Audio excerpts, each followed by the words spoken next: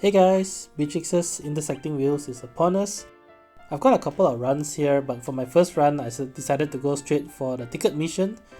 And for a little twist, this is also going to be mostly an Auto Plus run. For an Auto Plus run, of course, as always, setup is everything, so I decided to include half a minute showcasing my setup here. And you can pause the video to look at which passives and skills that I removed.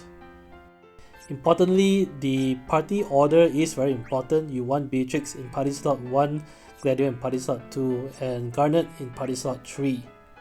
And with that, let's jump into the battle. Alright, now I did mention that this is mostly an Auto Plus run. It's mainly Auto Plus. Out of the entire fight, there is one manual input that I did. I think a full Auto Plus run is actually possible, but it becomes a little bit more tricky that way. The manual input comes in on Beatrix's second turn, and I'll include a timestamp in the video description as well, where you will want to manually use her Thunder Slash Plus. The only reason for that is that that attack is the only attack that applies her Noble Loyalty buff on allies, and you need that buff because that's the buff that triggers her Rose Petal counter attack.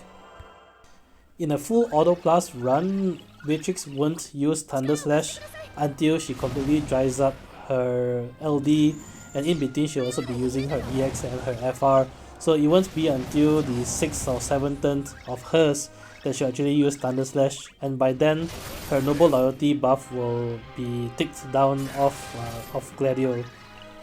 So just by applying Thunder Slash and her Noble Loyalty buff on her second turn, that's actually enough for it to last for the rest of the fight, because the bosses will die within one force time.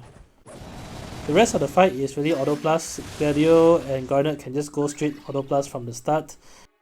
I guess if you want to have a stronger setup at the start, you can also manually input Gladio's turn so that he uses Tempest, his S1 and his S2 on his first two turns.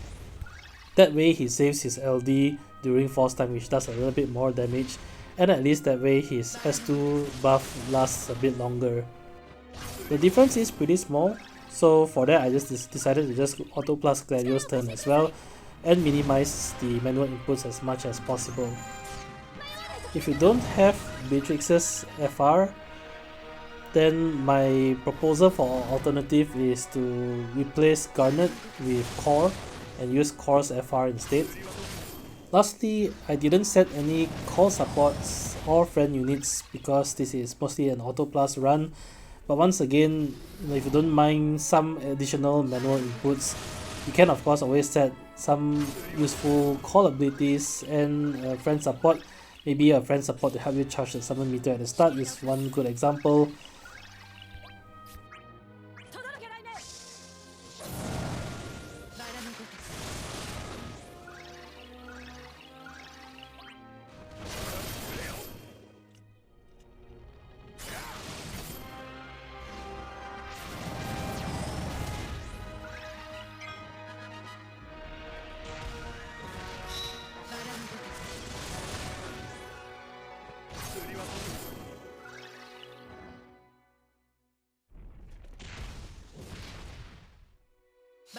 I have to acknowledge though that in an Auto Plus run like this, there are two things that are dependent on RNG. The first is coming up, which is Beatrix using her FR. The force weakness on this stage requires you to use a Thunder and FR, which is Beatrix, but your force attack also needs to dispel at least one buff to hit force weakness. With Garnet in your party, ideally you do want to hit force weakness, otherwise you'll be hitting for once because of the elemental lockout and Garnet enchanting the entire party with water. If you can hit force weakness, it will pause the enemy's force effects, and this actually temporarily cancels out the elemental lockout, enabling you to go at full damage potential. So I'm coming up to the FR pretty soon. I just reached 100% force gauge here. And like I said, to hit force weakness, you do need to dispel at least one buff. So the first RNG element to this Auto Plus fight is that If you do Beatrix's force attack, when the enemies do not have any buff, you will not hit force weakness, and for the rest of the fight, you'll be relying on Brave Battery for your main source of damage.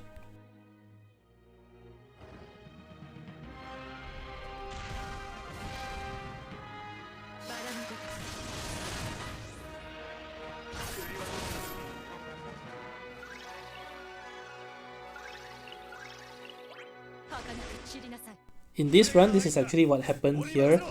Unfortunately, I did not manage to pause the enemy's force effects, so I am a little bit hindered in terms of my damage potential for the rest of the fight. But this party can still battery through and comfortably kill off the boss in one force time. So the first RNG doesn't really matter too much. Of course, if you can hit force weakness, you'll be even better off and you'll be able to do full damage for the rest of the fight. But otherwise, you don't have to reset, just continue on the fight as I did right here. The second RNG element is potentially a run ender, and is to the fact that when you hit high force percentages later on in the fight, this is probably at 600+% force bonus, Beatrix attack plus a follow-up attack has the potential to do more than 10% damage in health. And that sounds like a good thing, but in this fight it may actually backfire onto you. And that's because of the mechanics of this fight. As you notice, there are 3 thresholds in the fight where the boss will start burning. You see this fire effect on them, and when they do, they gain a 4 million HP and Brave shield. And normally what you want to do to put out the fire is to break through the shield.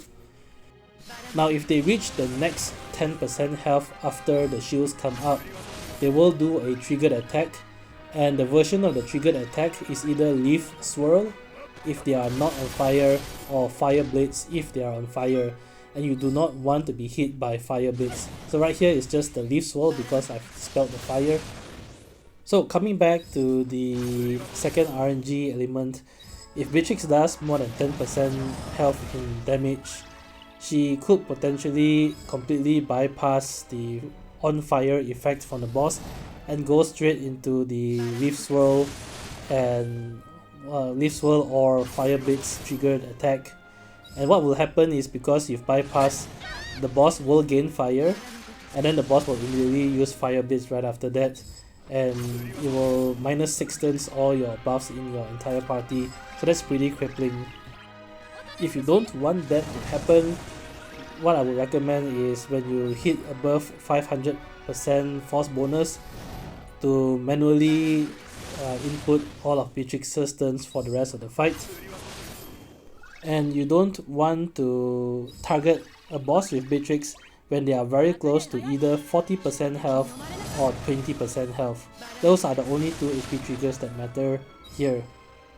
Once more, if you don't want to be hit by Fire Blades, what I would recommend is when you are above 500% force bonus like here, to manually control Beatrix's turns, and on her turns, do not target any boss that has very close to 40% or 20% health.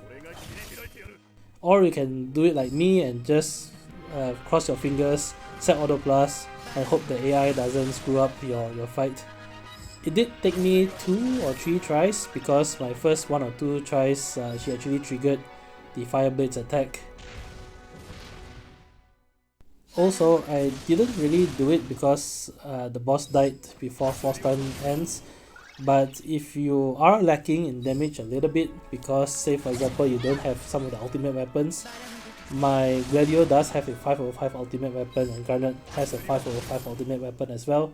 So if you are slightly behind in damage, what you can also do, of course, is to use Brother Summon and Pop Summon when there's 1 turn of force time remaining. That should easily do about 10 million plus damage, HP damage per boss, kill off the bosses.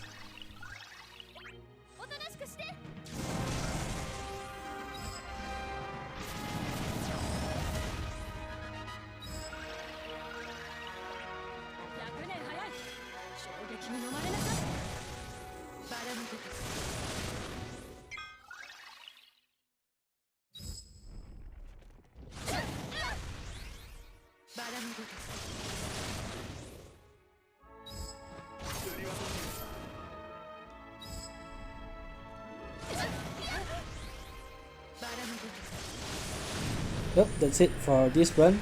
As always, I hope the video has been helpful, and if you enjoy the content, do leave a like, comment and subscribe, really helps a lot. Till then, I'll see you guys in the next Shinryu fight. Bye!